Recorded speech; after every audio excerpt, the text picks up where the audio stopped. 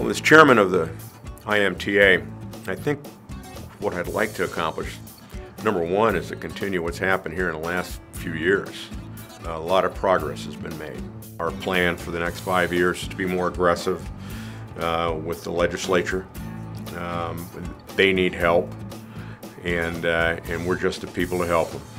I think conveying our value to the small business owner, the small trucking company, I think all you have to do is talk to them about health care, talk to them about rising fuel prices, talk to them about the realities of regulation, hours of service, FMCSA, DOT, and if you haven't got their attention by then, there's something wrong. I think the universal truth, if you're wearing it, eating it, sleeping in it, sleeping under it, a truck brought it. And it's absolutely true. The last mile is always a truck. Grew up in a military family, went into the military myself, went through, graduated from Virginia Tech, was in the Corps of Cadets at Virginia Tech, commissioned in the military, spent 7 years, touring in Vietnam, was an infantry officer. I came to Ruan in November of 2000, so I'm working on my 13th year. I'll be 13 this coming November. Our primary business model is the dedicated contract carriage. That makes up about 85% of our revenue. We have about 4,200 drivers in the dedicated model. We also have about $100 million worth of dairy business out in California. And then we have our supply chain solutions group, non-asset based. It's really one of our focus areas for the company. My motivation for coming to work every day is it's a little bit like Christmas morning. We are so diverse, and when you're as large as we are, there's always something happening.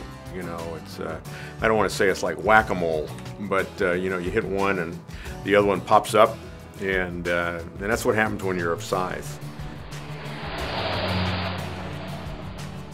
John Ruan started our company in 1932 during the height of the Depression. In 1942, 10 years later, he founded the IMTA. IMTA's basic mission is advocacy for the trucking business. He was having troubles. He saw the railroad taking a leadership. He said, "Hey, we've got to look out for ourselves because it's not going to happen without us." So, not only did he say it, but he lived it. He actually taught leadership classes at IMTA, and also stressed that the management of IMTA is handled by presidents and CEOs of the trucking companies that they serve, so that they wouldn't lose their way.